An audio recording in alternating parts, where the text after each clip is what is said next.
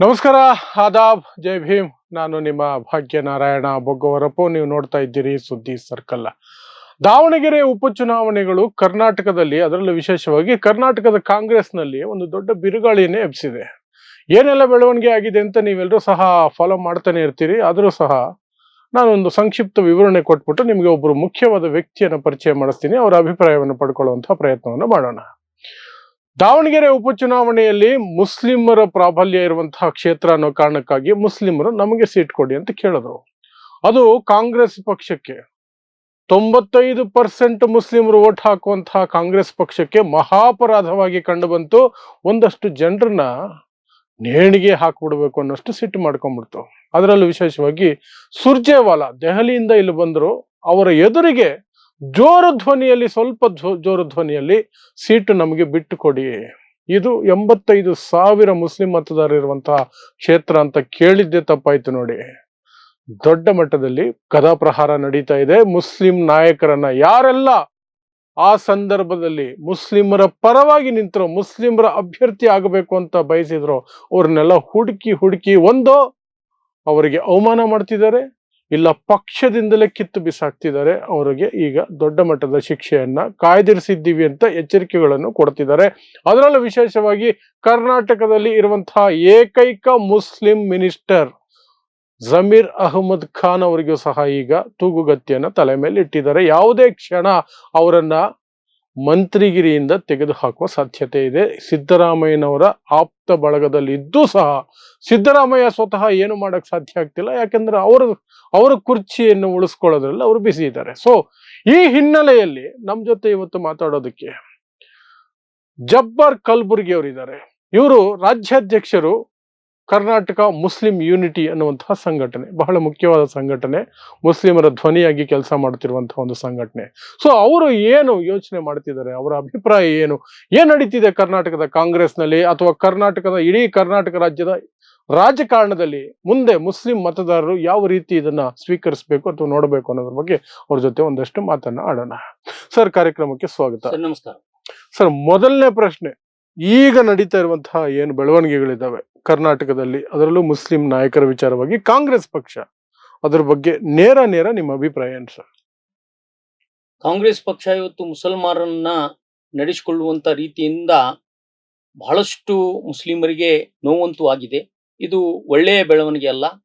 ಭವಿಷ್ಯದ ರಾಜಕಾರಣದಲ್ಲಿ ಇದು ಬಹಳ ದೊಡ್ಡ ಒಂದು ಬಿರುಗಾಳಿಯನ್ನ ಸೃಷ್ಟಿ ಮಾಡೋದ್ರಲ್ಲಿ ಸಂದೇಹನೇ ಇಲ್ಲ ಅನ್ನುವಂತ ಒಂದು ಭಾವನೆ ನಂದು.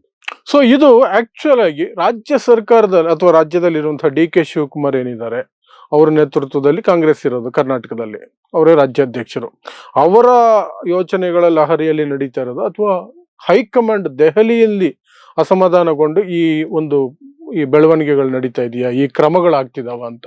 ಡಿ.ಕೆ. ಶಿವಕುಮಾರ್ ಅವರು ಈ ರಾಜ್ಯದ ಕೆಪಿಸಿಸಿ ಅಧ್ಯಕ್ಷರಾಗಿರೋದ್ರಿಂದ ಅವರ ಒಂದು ಮಾರ್ಗದರ್ಶನದಲ್ಲೇನೆ ಈ ಎಲ್ಲವೂ ಕೂಡ ನಡೀತಾ ಇದೆ. ಜೊತೆಗೆ ಹೈಕಮಾಂಡ್ಗೆ ಅವರು ಮಾಡುವಂತ ಪ್ರತಿಯೊಂದು ಹೆಜ್ಜೆಯ ಒಂದು ಗುರುತನ್ನ ಅವ್ರು ಕೊಟ್ಟೆ ಈ ಒಂದು ಕೆಲಸ ಮಾಡ್ತಾ ಇದ್ದಾರೆ ಅನ್ನುವಂತಹದ್ದು ಸ್ಪಷ್ಟವಾಗಿದೆ. ಸಿದ್ದರಾಮಯ್ಯನವರು ಯಾಕೆ ಅಸಹಾಯಕರಾಗಿ ಕಂಡು ಬರ್ತಾ ಇದ್ದಾರೆ? ಯಾಕಂದ್ರೆ ಇದರಲ್ಲಿ ಅವ್ರದ್ದು ಏನು ಪ್ರತಿಕ್ರಿಯೆನೂ ಇಲ್ಲ. ಯಾಕಂದ್ರೆ ಎಲ್ರು ಅವರ ಆಪ್ತ ಬಳಗದವ್ರೆ. ಜಬ್ಬಾರ್ ಅವರಾಗಿರಬಹುದು, ಅವರನ್ನು ಪಕ್ಷದಿಂದಲೇ ತೆಗೆದು ಬಿಸಾಕಿದ್ದಾರೆ. ಇನ್ನು ಬೇರೆಯವ್ರ ಮೇಲೆ ಕ್ರಮಗಳಾಗಿದ್ದಾವೆ. ಈಗ ಜಮೀರ್ ಅಹಮದ್ ಖಾನ್ ಅವರ ಮಂತ್ರಿಗಿರಿನೇ ಹೋಗುವಂತಹ ಸಾಧ್ಯತೆಗಳಿದ್ದಾವೆ. ಅವರೆಲ್ಲರೂ ಸಹ ಸಿದ್ದರಾಮಯ್ಯನವರ ಆಪ್ತ ಬಳಗ ಅಂತಲೇ ಅವ್ರ ಸುತ್ತಲೇ ಇರುವಂತಹವ್ರ ವ್ಯಕ್ತಿಗಳು. ಅವರ ವಿರುದ್ಧ ಇಷ್ಟೆಲ್ಲ ನಡೀತಿದ್ರು ಸಹ ಸಿದ್ದರಾಮಯ್ಯನವರ ಕಡೆಯಿಂದ ಯಾವ ಪ್ರಯತ್ನವೂ ನಡೆದಂತ ಕಾಣ್ತಿಲ್ಲ. ಸೊ ಏನ್ ಕಾರಣ ಇರ್ಬೋದು? ನಿಜ, ಅವರು ತಮ್ಮ ಕುರ್ಚಿಯನ್ನ ಭದ್ರಪಡಿಸ್ಕೋಬೇಕು ಅಥವಾ ತಮ್ಮ ಮಗನನ್ನ ಒಂದು ನಾಯಕತ್ವ ಸ್ಥಾನಕ್ಕೆ ಕುಂದಿರಿಸಿ ಬರಬೇಕು ಅನ್ನುವಂತ ಒಂದು ಯಾವುದೋ ಒಂದು ಗೊಂದಲದಲ್ಲಿ ಇರಬಹುದು ಅಂತ ಒಂದು ಚರ್ಚೆ ಇವತ್ತು ಕರ್ನಾಟಕ ರಾಜ್ಯಾದ್ಯಂತ ನಡೀತಾ ಇದೆ. ಕುರ್ಚಿ ಬಿಡುವುದಂತೂ ಅವರು ಪಕ್ಕಾ ಆಗಿದೆ. ಆ ಕಾರಣಕ್ಕಾಗಿ ಮಗನ್ ಎಲ್ಲೋ ಒಂದ್ ಕಡೆ ಈ ರಾಜ್ಯದ ಉಪಮುಖ್ಯಮಂತ್ರಿ ಮಾಡಿ ಹೊರಗೆ ಬರಬೇಕು ಅಂತ ಹೇಳಿ ಅವರು ಬಯಸಿದ್ದಾರೆ ಅನ್ನುವಂತ ಒಂದು ಚರ್ಚೆ ಈಗಾಗಲೇ ರಾಜ್ಯಾದ್ಯಂತ ನಡೀತಾ ಇರೋದ್ರಿಂದ ಅವರು ತಮ್ಮ ಒಂದು ಸ್ವ ಹಿತಾಸಕ್ತಿಗಾಗಿ ಮುಸಲ್ಮಾನ್ ನಾಯಕರನ್ನ ಬಲಿ ಕೊಡ್ತಾ ಇದ್ದಾರೆ. ಅವರು ಪ್ರೊಟೆಕ್ಷನ್ ಮಾಡಬೇಕಾಗಿತ್ತು. ಈ ನಮ್ಮ ನಸೀರ್ ಅಹಮದ್ ಅವರು ಅವರ ರಾಜಕೀಯ ಕಾರ್ಯದರ್ಶಿಯಾಗಿ ಕೆಲಸ ಮಾಡಿದಂಥವ್ರು, ಹಿರಿಯ ರಾಜಕಾರಣಿಗಳು. ಅವರನ್ನ ಆ ಹುದ್ದೆಯಿಂದ ತೆಗೆಯುವಾಗ ಅದನ್ನ ಪ್ರೊಟೆಕ್ಷನ್ ಮಾಡ್ಕೊಂಡು ಹೈಕಮಾಂಡಿಗೆ ಮನವರಿಕೆ ಮಾಡಿಕೊಡ್ಬೇಕಾಗಿತ್ತು. ಆದ್ರೆ ಅವ್ರು ಮಾಡ್ಲಿಲ್ಲ. ಇದು ಅವರ ಎಲ್ಲೋ ಒಂದ್ ಕಡೆ ಸಿದ್ದರಾಮಯ್ಯನವರು ಕೂಡ ಅಹಿಂದ ರಾಜಕಾರಣದಲ್ಲಿ ಅವರು ಫೇಲ್ ಆಗ್ತಾ ಇದ್ದಾರೆ ಅಂತ ನಮಗನಿಸ್ತಾ ಇದೆ. ಸೊ ಒಟ್ಟಾರೆಯಾಗಿ ನೋಡೋದಾದ್ರೆ ಇಡೀ ರಾಜ್ಯದಲ್ಲಿ ಒಂದೊಂದು ಜಿಲ್ಲೆ ಒಂದೊಂದು ಕುಟುಂಬಕ್ಕೆ ಪಾಳೆಗಾರಿಕೆ ಸಿಸ್ಟಮ್ ತರ ಆಗೋಗ್ಬಿಟ್ಟಿದೆ. ಗುಲ್ಬರ್ಗ ಅಂದ್ರೆ ಒಬ್ರು, ಬೆಳಗಾವಿ ಅಂದ್ರೆ ಒಬ್ರು, ದಾವಣಗೆರೆ ಅಂದ್ರೆ ಒಬ್ರು, ಬಳ್ಳಾರಿ ಅಂದ್ರೆ ಒಬ್ರು, ಶಿವಮೊಗ್ಗ ಅಂದ್ರೆ ಒಬ್ರು. ಈ ಬೆಳವಣಿಗೆಗಳು ಪ್ರಜಾಪ್ರಭುತ್ವಕ್ಕೆ ಎಷ್ಟು ಮಾರಕ? ಈಗ ನಾವು ನೋಡ್ತಾ ಇದೀವಿ, ರಾಜರ ಆಳ್ವಿಕೆ ಹೋದ ನಂತರ ನಾವು ಇದು ಪ್ರಜಾಪ್ರಭುತ್ವ ರಾಷ್ಟ್ರ ಅಂತ ಹೇಳಿ ನಾವು ಡಾಕ್ಟರ್ BR ಅಂಬೇಡ್ಕರ್ ಅವರು ರಚಿಸಿದಂತ ಸಂವಿಧಾನದ ಮುಖಾಂತರ ನಾವು ನಡೆಸ್ತೀವಿ ಅಥವಾ ಆಳ್ತೀವಿ ಅನ್ನುವಂತ ಏನು ಮನಸ್ಸು ನಮ್ದೆಲ್ಲ ಆಗ್ತಾ ಇದೆ. ಆದ್ರೆ ಈ ಎಲ್ಲ ಬೆಳವಣಿಗೆಗಳು ನೋಡಿದ್ರ ಮತ್ತೆ ರಾಜಪ್ರಭುತ್ವದ ಒಂದು ವ್ಯವಸ್ಥೆ ಕಾಂಗ್ರೆಸ್ ಪಕ್ಷ ನಡೆಸ್ಕೊಂಡು ಬರ್ತಾ ಇದೆ ಏನು ಅಂತ ಅನಿಸ್ತಾ ಇದೆ. ಯಾಕಂದ್ರೆ ಈಗ ದಾವಣಗೆರೆಗೆ ಹೋದ್ರೆ ಶಾಮನೂರು ಶಿವಶಂಕರಪ್ಪನವರು, ಮತ್ತೆ ಬೇರೆ ಬಿಜಾಪುರಕ್ಕೆ ಹೋದ್ರೆ ಅಲ್ಲಿ ಬೇರೆ ಅವ್ರದ್ದು, ಬೆಳಗಾವಿಗೆ ಹೋದ್ರೆ ಅಲ್ಲೇ ಒಬ್ಬರದು, ಏನು ಈ ಪಾಳೆಗಾರಿಕೆ ವ್ಯವಸ್ಥೆ ಮತ್ತೆ ಕಾಂಗ್ರೆಸ್ಸೇ ಕೂಡ ತರ್ತಾ ಇದೆ ಏನು ಅಂತ ಹೇಳಿ ಒಂದು ಅನಿಸ್ತಾ ಇದೆ. ನೇರವಾಗಿ ನಾವು ಕಾಂಗ್ರೆಸ್ ಅನ್ನ ವಿರೋಧಿಸುವಂತ ವ್ಯವಸ್ಥೆ ಅವರೇ ತಂದ್ಕೊಳ್ತಾ ಇದ್ದಾರೆ ಇವತ್ತು. ಸೊ ಈಗ ಈ ಸರ್ಕಾರದಲ್ಲಿ ಇರುವಂತಹದ್ದು ಒಬ್ಬರು ಮಿನಿಸ್ಟರ್ ಮುಸ್ಲಿಂ ಸಮುದಾಯದಿಂದ ಇರುವಂತಹವರು ಜಮೀರ್ ಅಹಮದ್ ಖಾನ್. ಈಗ ಅವರ ಇದನ್ನ ಸ್ಥಾನವನ್ನೇ ಕಸ್ಕೊಳ್ಳುವಂತಹ ಸಾಧ್ಯತೆಗಳು ಎದ್ದು ಕಾಣ್ತಿದೆ. ಸಿದ್ದರಾಮಯ್ಯ ಕೈ ಚೆಲ್ಲಿದ್ದಾರೆ, ಕರೆದು ಹೇಳಿದ್ದಾರೆ, ಅವ್ರು ನಿನ್ನನ್ನು ತೆಗೆದುಹಾಕು ಅಂತ ಹೇಳಿದಾರಪ್ಪ, ನೀನು ಅವ್ರನ್ನ ಕನ್ವಿನ್ಸ್ ಮಾಡ್ಕೊಂಡ್ರೆ ನೀನು ಉಳ್ಕೊಳ್ತೀಯ ಅಂತ. ಇನ್ ಕೇಸ್ ನಾಳೆ ಜಮೀರ್ ಅಹಮದ್ ಖಾನ್ ಅವರನ್ನ ಮಂತ್ರಿಗಿರಿಯಿಂದ ತೆಗೆದು ಹಾಕಿದ್ರೆ ಇಡೀ ಮುಸ್ಲಿಂ ಸಮುದಾಯ ಹೇಗೆ ರೆಸ್ಪಾಂಡ್ ಮಾಡಬಹುದು? ಜಮೀರ್ ಅಹಮದ್ ಈ ರಾಜ್ಯದ ಮುಸ್ಲಿಮರ ಏಕೈಕ ನಾಯಕ, ಎರಡು ಮಾತಿಲ್ಲ. ಅವರ ಏನಾದರೂ ಮಂತ್ರಿ ಪದವಿಗೆ ಕಾಂಗ್ರೆಸ್ನವರು ಕೈ ಹಚ್ಚಿದ್ದೆ ಆದರೆ ಕಾಂಗ್ರೆಸ್ಸಿನ ಶವಯಾತ್ರೆ ತೆಗೆಯೋದ್ರಲ್ಲಿ ಸಂಶಯನೇ ಇಲ್ಲ. ನಾವು ಕಾಂಗ್ರೆಸ್ ಅನ್ನ ಸೋಲಿಸ್ತೀವಿ, ಕಾಂಗ್ರೆಸ್ ಅನ್ನ ಮನೆಗೆ ಕಳಿಸ್ತೀವಿ, ಕಾಂಗ್ರೆಸ್ ಅನ್ನ ಮೂಲೆ ಗುಂಪಾಗಿ ನಾವು ಮಾಡ್ಲಿಕ್ಕೆ ಹಿಂದೆ ಮುಂದೆ ನೋಡಲ್ಲ ಅನ್ನುವಂಥ ಮಾತನ್ನ ಸ್ಪಷ್ಟವಾಗಿ ಕರ್ನಾಟಕ ಮುಸ್ಲಿಂ ಯೂನಿಟಿ ಮುಖಾಂತರ ನಾನು ಹೇಳಲಿಕ್ಕೆ ಬಯಸ್ತೇನೆ. ಯಾಕಂದ್ರೆ ನಾವು ಈಗಾಗಲೇ ಇದರ ಪೂರ್ವ ತಯಾರಿಯನ್ನ ಮಾಡ್ಕೊಳ್ತಾ ಇದ್ದೀವಿ. ಯುವ ಜನಾಂಗದಲ್ಲಿ ಈಗಾಗಲೇ ಇದರ ಬಗ್ಗೆ ಜಾಗೃತಿ ಬಂದಾಗಿದೆ. ಕಾಂಗ್ರೆಸ್ನವರು ನಮ್ಮನ್ನ ನಡೆಸಿಕೊಳ್ಳುವಂತ ರೀತಿ, ನಮ್ಮ ನಾಯಕರನ್ನ ನಡೆಸಿಕೊಳ್ಳುವಂತ ರೀತಿ, ಅವ್ರಿಗೆ ಅವಮಾನ ಮಾಡುವಂತ ರೀತಿ, ಅವರ ಸ್ವಾಭಿಮಾನಕ್ಕೆ ಧಕ್ಕೆ ತರುವಂತ ರೀತಿ ಎಲ್ಲವನ್ನು ಗಮನಿಸ್ತಾ ಇದ್ದಾರೆ. ಈಗ ಒಂದೇ ಕರೆ ಜಮೀರ್ ಅವರು ಕೊಟ್ರೆ ಲಕ್ಷಾಂತರ ಜನ ನಾಳೆನೆ ಬೆಂಗಳೂರಿಗೆ ಬರ್ತಾರೆ. ಅಷ್ಟು ಆತುರರಾಗಿ ಇವತ್ತು ಕಾತುರರಾಗಿ ನಮ್ಮ ಜನ ನಿಂತಿದ್ದಾರೆ. ಇವತ್ತು ಏನಾದ್ರೂ ಜಮೀರ್ ಅವರಿಗೆ ಕೈ ಹಚ್ಚಿದ್ರೆ ಈ ರಾಜ್ಯದಲ್ಲಿ ಕಾಂಗ್ರೆಸ್ ಸರ್ಕಾರವೇ ಉರುಳಿ ಹೋಗಬಹುದು ಏನೋ ಅನ್ನುವಂತ ವಾತಾವರಣ ನಿರ್ಮಾಣ ಆಗಿದೆ. ಅವ್ರಿಗೆ ಕೈ ಹಚ್ಚಿದ್ರೆ ಕಾಂಗ್ರೆಸ್ ಸರ್ವನಾಶ ಆಗ್ತದ. ಇದು ಮುಸ್ಲಿಂ ಮುಕ್ತ ಕಾಂಗ್ರೆಸ್ ಆಗುವಂತ ರೀತಿಯಲ್ಲಿ ಇದನ್ನ ನಿರ್ನಾಮ ಮಾಡ್ತೀವಿ. ಮುಸ್ಲಿಂ ಮುಕ್ತರು ನಾವು ಯಾರು ಕೂಡ ಕಾಂಗ್ರೆಸ್ ಅಲ್ಲಿ ಇರಲ್ಲ. ನಾವು ಯಾವ ಪಕ್ಷ ಆಯ್ಕೆ ಮಾಡ್ಕೋತೀವಿ. ಅವ್ರು ಬಿಜೆಪಿಯನ್ನ ತೋರಿಸಿ ನಮಗೆ ಭಯ, ಎಷ್ಟು ವರ್ಷ ಅಂತ ಭಯ ಪಡಿಸ್ತಾರೆ? 11 ವರ್ಷ ಈಗ ಮೋದಿ ಅವರು ಆಳ್ತಾ ಇದ್ದಾರೆ. ಏನಾದ್ರೂ ಈ ರಾಷ್ಟ್ರದಲ್ಲಿ ಏನು ಮುಸ್ಲಿಮರನ್ನ ಕೊಂದ್ಬಿಟ್ರ, ಅಥವಾ ನಾವು ಬದುಕೋದೇ ಕಷ್ಟ ಅನ್ನುವಂತ ರೀತಿಯಲ್ಲಿ ಏನಾದ್ರೂ ನಿರ್ಮಾಣ ಆಗಿದೆ? ಅಂತದ್ ಯಾವುದು ಆಗಿಲ್ಲ.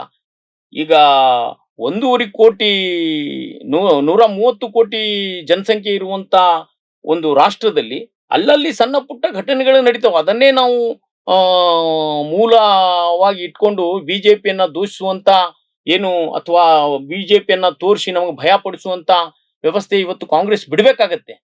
ನಮಗೆ ಆಯ್ಕೆ ಮಾಡ್ಕೊಳ್ಳಿಕ್ಕೆ ಸಾಕಷ್ಟು ಪಕ್ಷಗಳದಾವು. ಆ ಪಕ್ಷಗಳು ಒಂದ್ ವೇಳೆ ಆಯ್ಕೆ ಮಾಡ್ಕೊಳ್ಳುವಂತ ಅವಕಾಶದಲ್ಲಿ ನಾವು ವಿಫಲರಾದ್ರೂ ಕೂಡ ಒಂದು ಬೇರೆ ಯಾವುದೋ ಒಂದು ವ್ಯವಸ್ಥೆಯ ಮುಖಾಂತರ ನಾವು ಕಾಂಗ್ರೆಸ್ ಅನ್ನ ಸೋಲಿಸಲಿಕ್ಕೆ 100% ಕೆಲಸ ಮಾಡ್ತೀವಿ.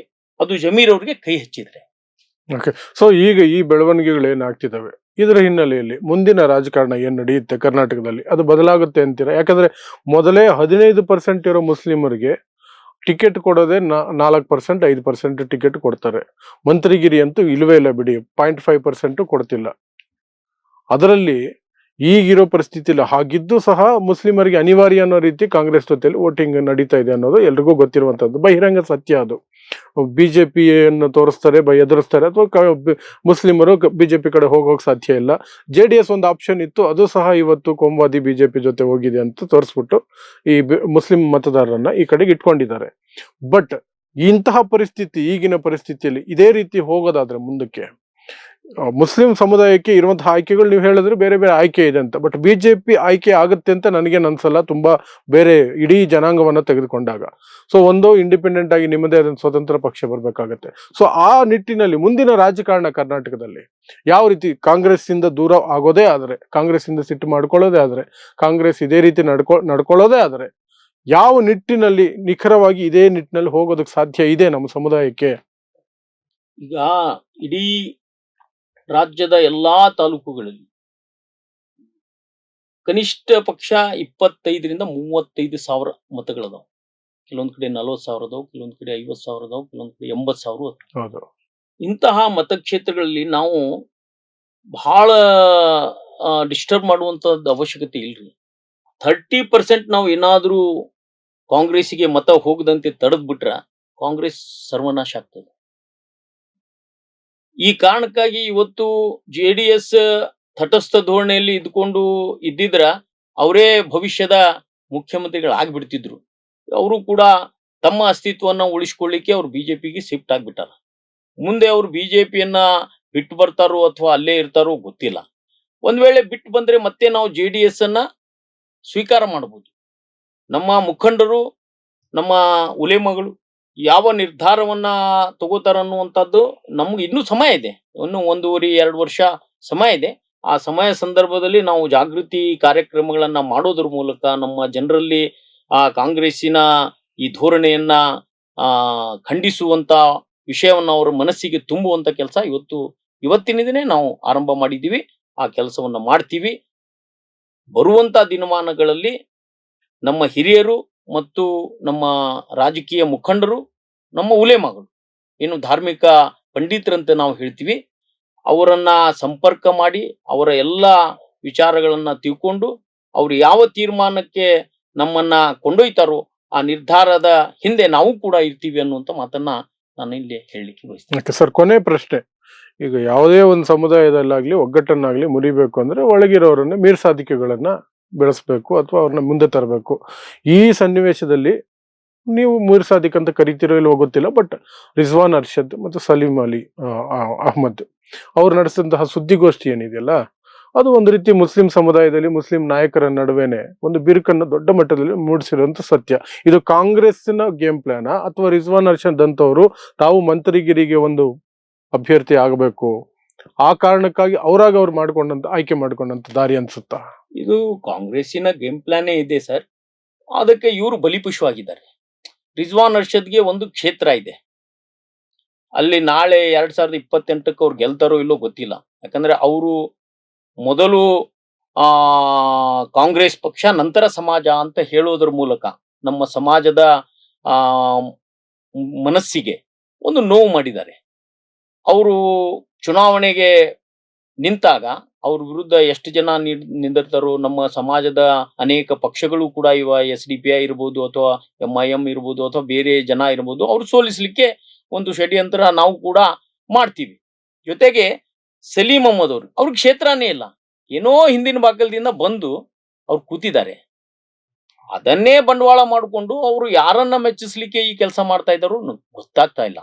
ಬಟ್ ಇವ್ರಿಬ್ರು ಕೂಡ 2028ರಲ್ಲಿ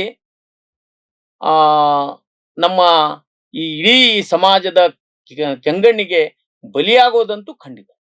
ಓಕೆ. ವೀಕ್ಷಕರೇ, ಇದಿಷ್ಟು ಜಬ್ಬಾರ್ ಕಲಬುರ್ಗಿ ಅವರು, ಇವರು ಕರ್ನಾಟಕ ಮುಸ್ಲಿಂ ಯೂನಿಟಿ ಎನ್ನುವಂತಹ ಸಂಘಟನೆಯ ರಾಜ್ಯಾಧ್ಯಕ್ಷರು. ಇವರ ಅಭಿಪ್ರಾಯವನ್ನು ನಾವು ಪಡ್ಕೊಳ್ತಾ ಇದ್ವಿ. ಸರ್, ಕಾರ್ಯಕ್ರಮಕ್ಕೆ ಬಂದಿದ್ದಕ್ಕೆ ಬಹಳ ಸಂತೋಷ ಮತ್ತು ಧನ್ಯವಾದಗಳು. ಇದಿಷ್ಟು ಇವತ್ತಿನ ವಿಶೇಷ ಸಂದರ್ಶನ. ಇಂತಹದೇ ವಿಶೇಷ ಸುದ್ದಿಗಳಿಗಾಗಿ ನೋಡ್ತಾ ಇರಿ ಸುದ್ದಿ ಸರ್ಕಲ್. ನಾನು ನಿಮ್ಮ ಭಾಗ್ಯ ನಾರಾಯಣ ಬೊಗ್ಗವರಪು.